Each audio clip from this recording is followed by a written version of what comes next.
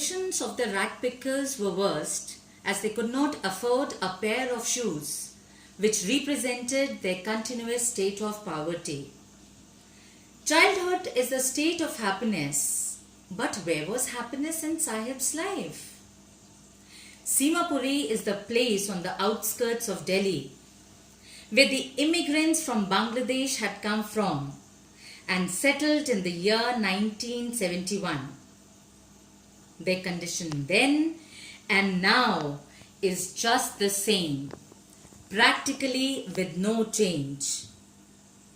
They still live in unhygienic conditions, and for them, food is important than their identity.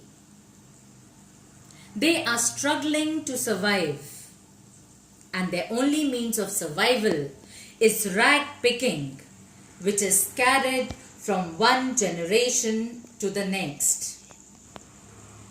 Garbage for them is their daily bread. The narrator very beautifully describes the garbage world for an adult and a child. If we see it through the eyes of an adult, it is their means of survival. But for a child, it is surrounded in wonder what they might get in the heap of garbage.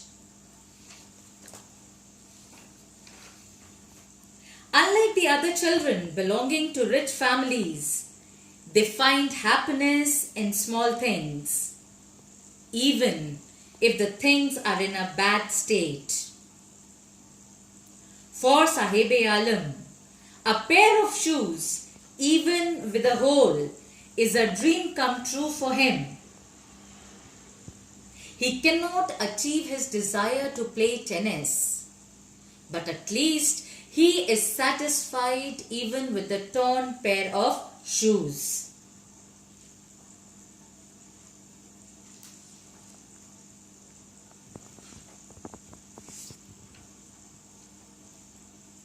Sometimes Sahib finds a rupee or even a 10 rupee note in the garbage heap. There is a hope of finding more. Garbage has a meaning different from what it means to their parents. For children, it is wrapped in wonder. For the elders, it is a means of survival. One winter morning, the author finds Sahib standing by the fence gate of a neighborhood club. He is watching two young men playing tennis. They are dressed in white. Sahib likes the game, but he is content to watch it standing behind the fence. He is wearing discarded tennis shoes that look strange over his discolored shirt and shorts. For one who has walked barefoot, even the shoes is beyond his wildest dream. Despite all this, Sahib is a carefree boy. He is his own master. But towards the end, we find the same boy working in a tea stall. His carefree looks are taken away and is replaced by the burden now that he has to carry, and that he is working for someone else.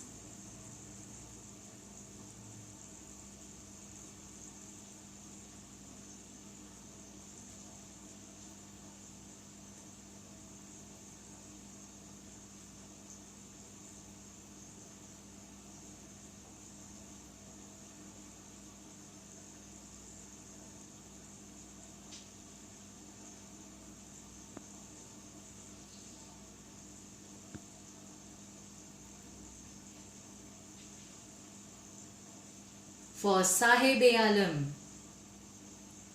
gold is found in the garbage by means of the plastic, iron, polythene that they find in the garbage.